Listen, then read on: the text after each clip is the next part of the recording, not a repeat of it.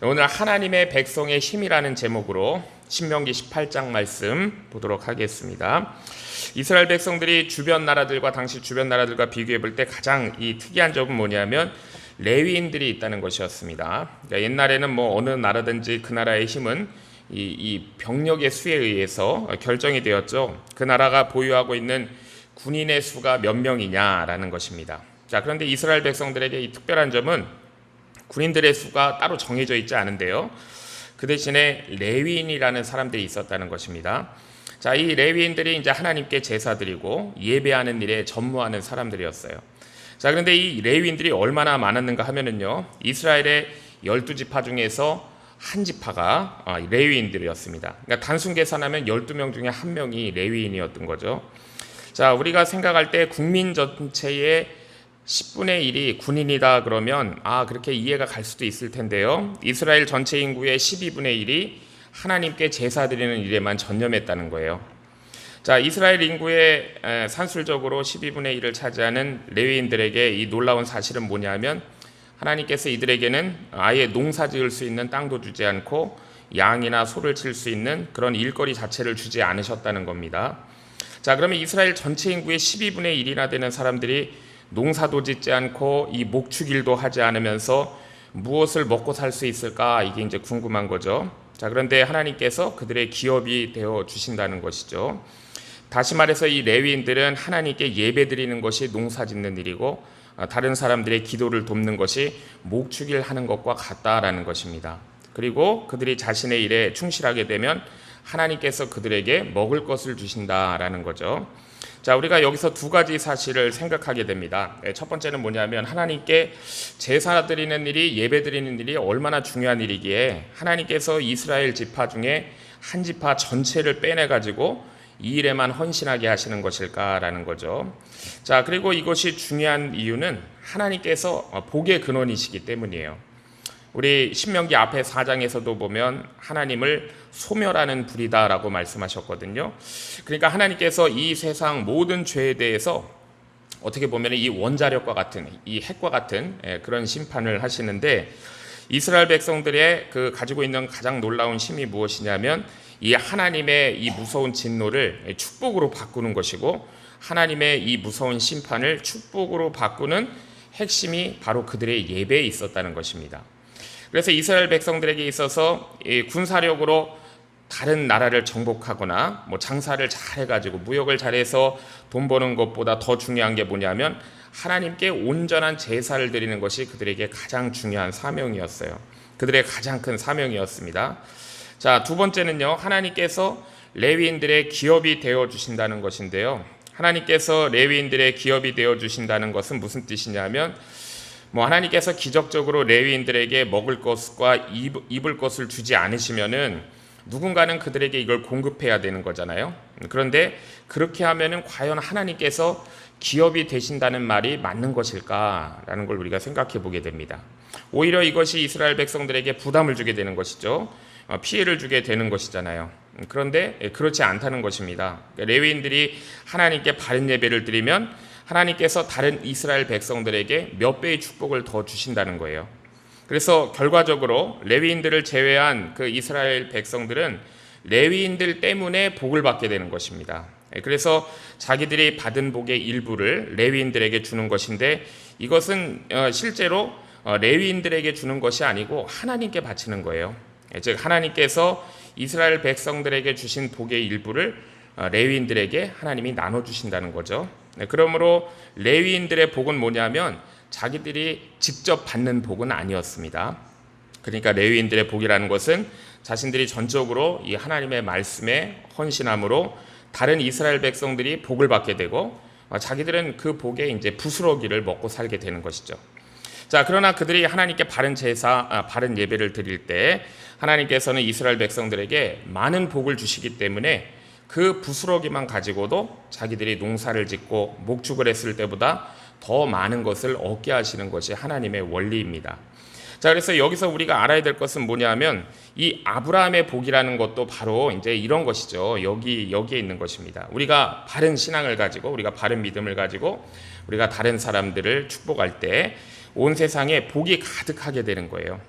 자, 설령 이것이 우리 자신에게 직접 돈이 생기는 것이 아니고 또 유명해지는 것은 아니라고 할지라도 다른 많은 사람들이 복을 받고 기쁘게 되면 그 복은 결국 하나님의 백성들 우리에게도 넘치게 되는 원리, 이것이 이제 아브라함의 복인 것이죠. 자, 그렇지만은 주의할 것이 있습니다. 자, 그건 뭐냐면은 이 레위인이나 제사장들이 결코 다른 이스라엘 백성들을 대신해 가지고 제사를 드려주는 것은 아니라는 것이 주의하는 점이에요. 만약 다른 이스라엘 백성들은 소나 양만 끌어다가 놓고 아무것도 하지 않고 세상에 나가서 이제 돈만 벌고 레위인, 제사장 이 사람들이 그들의 제사를 다 대신 드려준다 그러면 이것은 어떻게 보면 가장 악하고 게으른 우상 숭배가 되는 것입니다. 자, 그래서 모든 이스라엘 백성들은요, 제사를 본인이 직접 드리게 되어 있어요. 그러니까 레위인이나 제사장들은 이들이 제사를 잘 하나님 앞에 드릴 수 있도록 말씀으로 인도해 주는 역할을 하는 것이죠. 그러니까 이스라엘 백성들이 올바른 말씀, 이제 올바른 신앙을 갖게 하고 하나님 앞에 올바른 예배를 드리게 될 때 그들에게 하나님의 축복이 부어지게 되는 거예요. 자, 이때는 이제 그 예배에 감격이 있고 기도가 응답받게 되고 병이 낫게 되고 하나님께서 부어주시는 축복의 역사가 나타나게 되는 것입니다. 자, 또 3절에서 5절을 보면 여기 응식이다라는 그런 표현이 나오는데, 자, 이것을 뭐 다른 표현으로 바꾸면 보수, 레이버피다라고 얘기할 수 있습니다. 이게 응식인데요. 자, 이스라엘 백성들은 이제 화목제물로 바친 것 중에 제사장에게 자신이 주고 싶은 부위를 아무렇게나 잘라주는 것이 아니고 제사장의 부위가 따로 정해져 있었습니다. 즉 앞쪽 그 넓적다리라고 하는 것은 이 앞쪽에 붙어 있는 것이죠. 그리고 두 볼과 위다라는 표현이 있습니다. 자, 이것은 다 앞쪽에 있는 부위예요. 그러니까 좀 더 좋은 부위로 정해져 있어요. 예컨대 내가 기분이 좋지 않다 그래서 그 화목제물에서 막창을 주거나 뒷다리를 잘라주면 안 된다는 것이죠. 자, 또한 곡식도 처음 익은 열매 중에서 바쳐야 되고 또 포도주나 기름도 처음 짠 것을 응식으로 바치게 했습니다. 자, 이게 이제 굉장히 중요한 의미를 갖는 거예요. 왜냐하면 사람이 굉장히 이기적이잖아요. 얼마나 이기적이냐면 실제로 복을 받았을 때와 이것을 하나님께 바칠 때의 그 마음이 다르기 때문입니다. 농사나 목축을 해가지고 큰 복을 받았을 때는 하나님이 주신 복이라고 하면서 이걸 굉장히 기뻐하지만 실제로 이것을 레위인이나 제사장에게 줄 때는 내 것을 준다라는 인색함이 있는 것이죠. 또 내가 너희들을 먹여 살린다라는 거만함이 자리 잡을 수 있는 거예요. 자, 그런데 만약 이런 눈치가 이제 조금이라도 보이게 된다 그러면 레위인들 중에 똑똑하고 머리 좋은 사람도 있을 거 아니에요.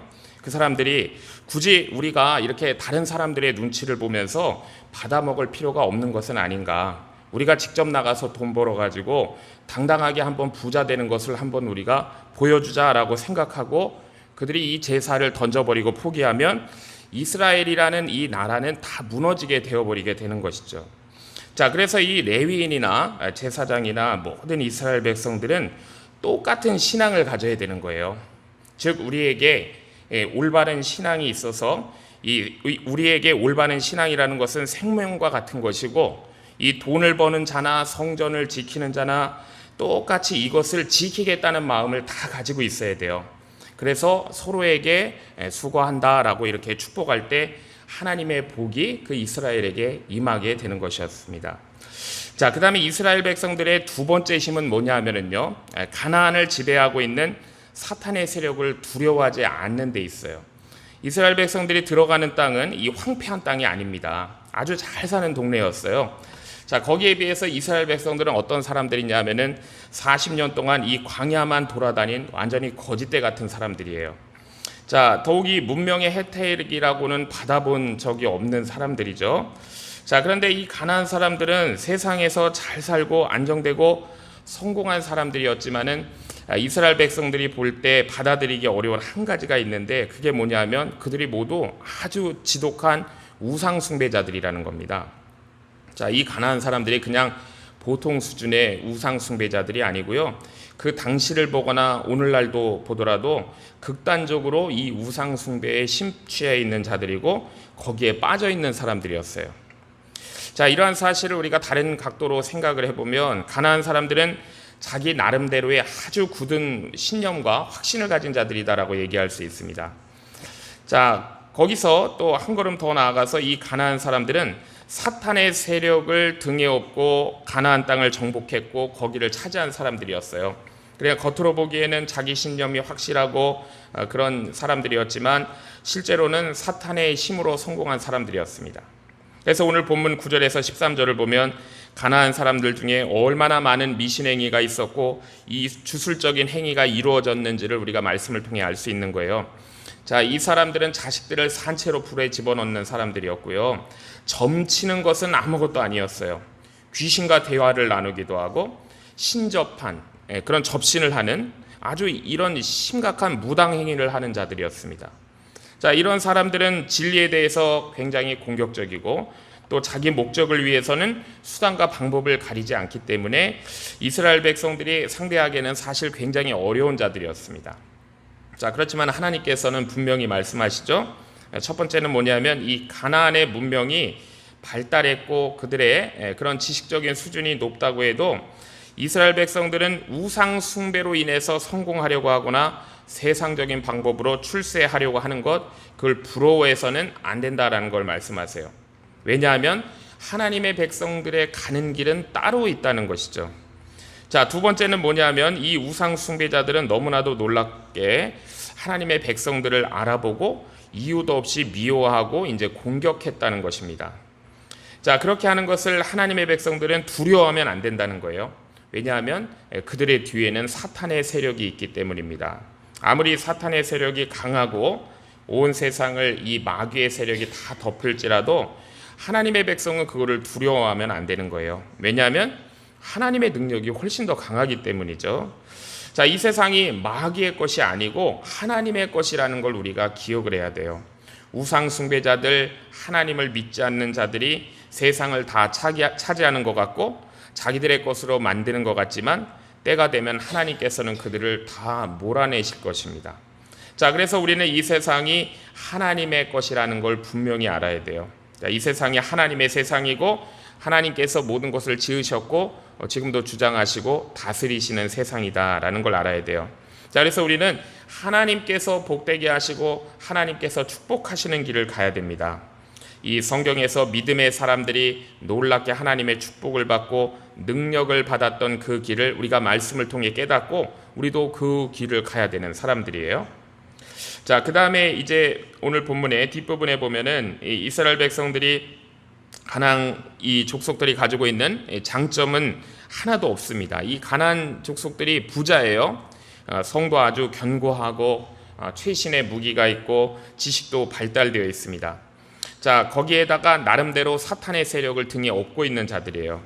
자, 그런데 무기도 하나도 없는 이스라엘 백성들이 어떻게 가나안 사람들을 이길 수 있을까? 그것이 하나님의 말씀의 능력에 있다는 것을 오늘 본문이 알려주고 있죠. 우리 15절에 보면 내 하나님 여호와께서 너희 중 내 형제 중에서 나와 같은 한 선지자 하나를 일으키시리니 너희는 그를 들을지니라 라고 했습니다. 그러니까 하나님께서 이스라엘 백성들에게 주시는 최고의 무기가 뭐냐면 하나님의 말씀을 주신다는 거예요. 그러니까 모세는 선지자입니다. 자, 그는 그 모세는 무기력한 선지자가 아니에요. 모세가 선포한 하나님의 말씀 앞에서 애굽의 모든 우상들이 다 신들이 죽었습니다. 자, 모세가 그 지팡이로 뱀을 만들고 뱀의 꼬리를 잡으면 또 지팡이가 되어버렸어요.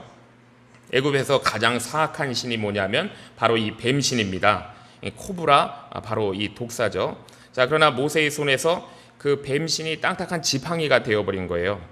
자, 애굽의 마술사들이 아무리 마술을 걸어도 모세에게 통하지 않았고 독종 재앙으로 인해서 애굽의 마술사들은 얼굴과 온몸에 종기가 생겼습니다.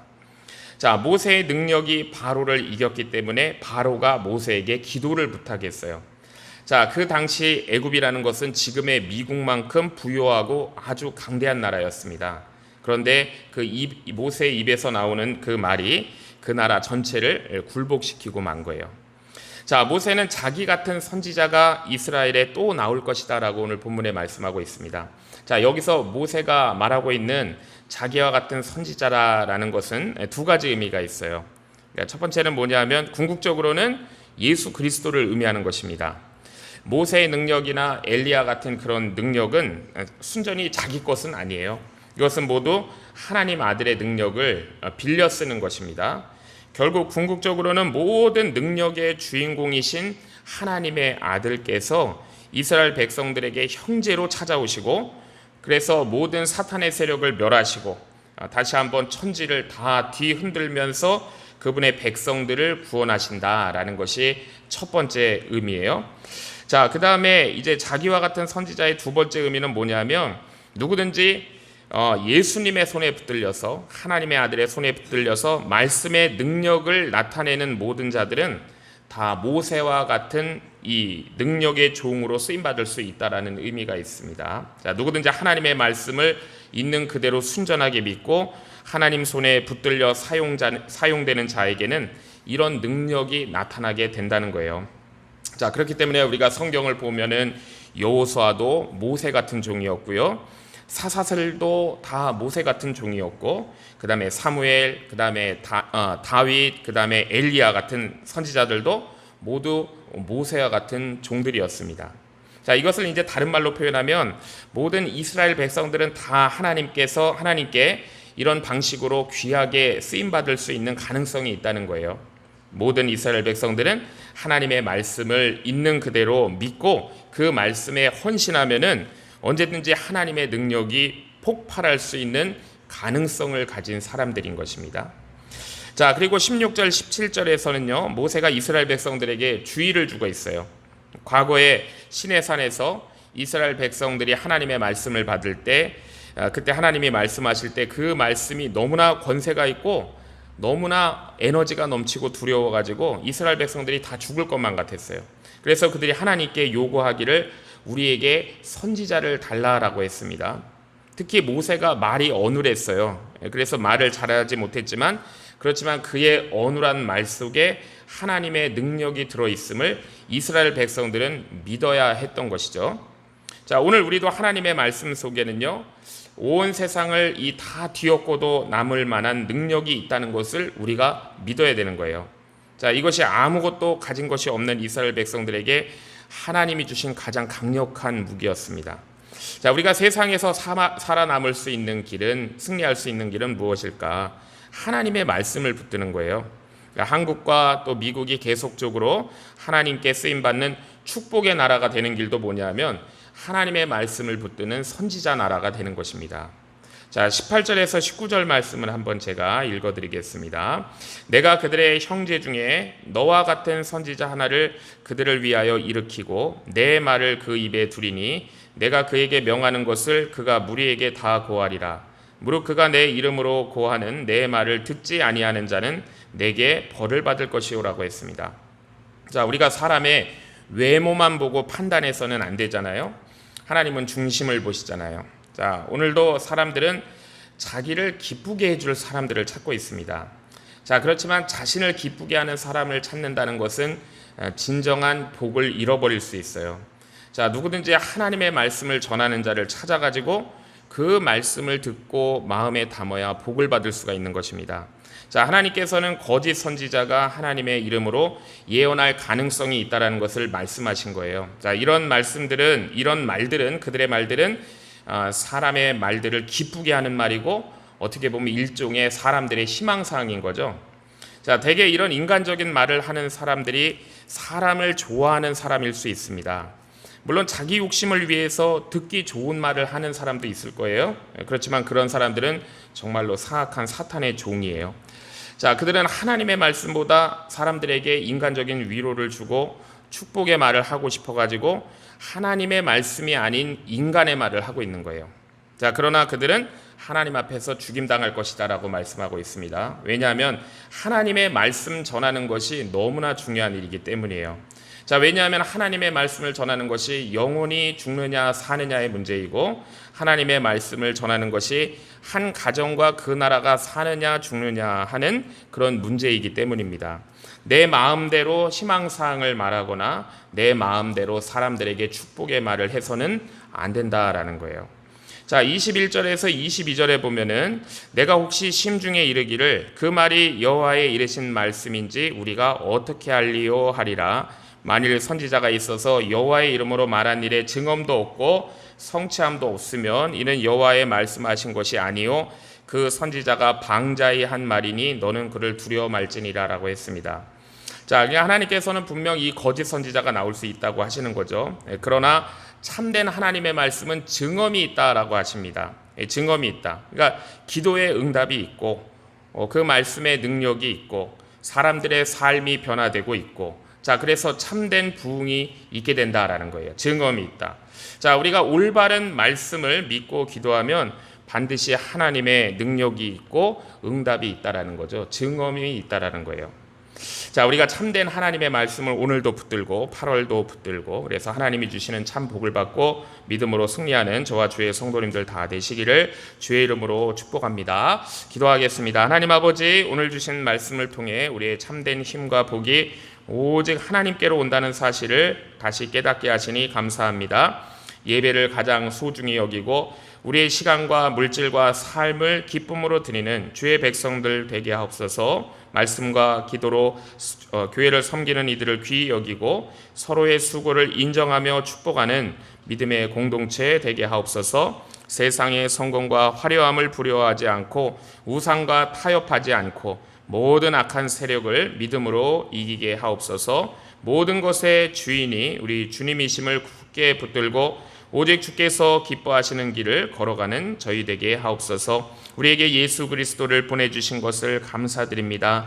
주의 음성을 겸손히 듣고 순종하며 거짓된 말에 흔들리지 않고 참된 말씀을 분별하여 굳게 붙들게 하옵소서. 우리 연합교회가 말씀과 기도로 든든히 서서 복음을 바르게 전하는 진리의 기둥과 터가 되게 하시며 우리를 통하여 우리를 두신 이곳에 복을 받게 하여 주시옵소서. 이번 8월 한 달도 우리 연합교회 모든 성도들이 하나님의 말씀 붙들고 믿음으로 승리하게 하시며 우리가 드리는 예배와 삶을 통하여 주님 기뻐하시는 아름답고 풍성한 열매들 맺게 하여 주시옵소서. 예수님의 이름으로 기도하옵나이다. 아멘.